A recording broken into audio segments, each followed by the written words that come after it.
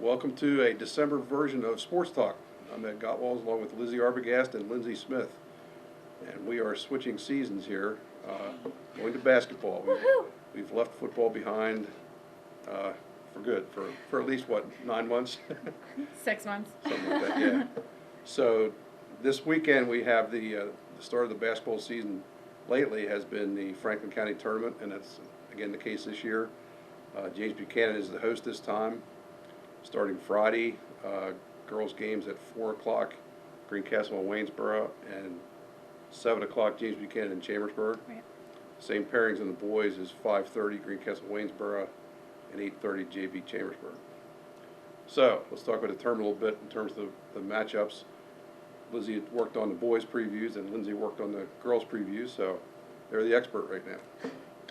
Well, Speak. I'm excited. I mean, I love this tournament. I think it's a great opportunity for us as reporters to see 4 of our teams straight off the bat. Also a good opportunity for the local teams to see each other. As far as matchups go, I mean, I think for the boys, probably Chambersburg and Buchanan. They're just not a great matchup.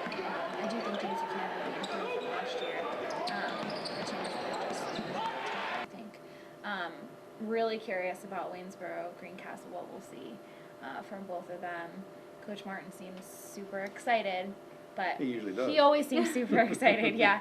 And Tom Hoffman, he said he likes what he sees from his team, but they've gotten used to playing the full court press, and they're not going to have quite the depth that they've had, which you kind of need a lot of bodies to successfully play that high side that they've been playing lately. So we'll see what happens. And then there's the girls' matchups, and Lindsey did the story on girls' preview, so what do you think on that? I think Greencastle's going to come off with a good start again. They're coming off a really great season last year. Janae Faulkner is obviously going to be a huge impact on that team, and I'm interested to see how Waynesboro is going to do against a team like Greencastle this year. What about Chambersburg? Well, Chambersburg got the new coach, Barry Purvis. Really curious to see how this works. I was at a practice the other day, and I know early season everybody seems like they're really, happy and everything else, but they really do seem like they have turned the corner mentally. We'll see how it turns out in the court, but obviously Barry Purvis knows what he's doing, so we'll see how fast it takes hold. Well, and when I was talking to some of the girls that immediately did, the Chambersburg girls, they had said that a lot of that off the court stuff really factored into them not doing well on the court because I mean, girls, it's hard to be on a girls' high school team in the first place, and then if you're not getting along, there was a lot of drama last year. Yeah, put that way. yeah, that seems to not be there anymore. Okay. So. And then James Buchanan, girls. I think James Buchanan is going to have an interesting season again. I'm interested to see, I'm so new to the county, see how this tournament plays out and see what the girls can bring to the court this weekend. Yeah, this tournament answers a lot of questions. It does. Yeah. Which is kind of nice.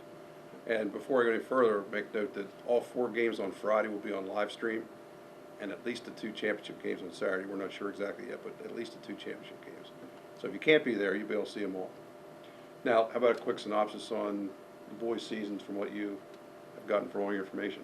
Well, I'd expect Shippensburg coming off winning the Colonial Division last year.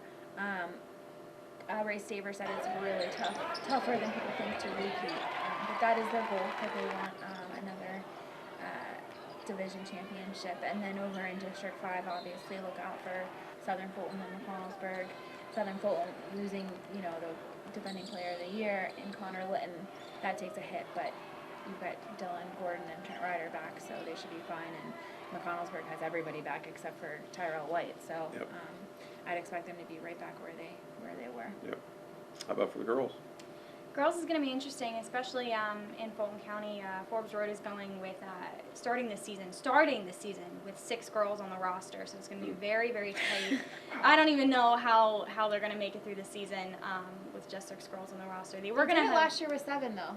Well, they were going to have 7, Yeah. but it fell down to 6. So it's just going to be a very interesting season for them. And Southern Fulton is coming in with a brand new coach, Megan Rabel.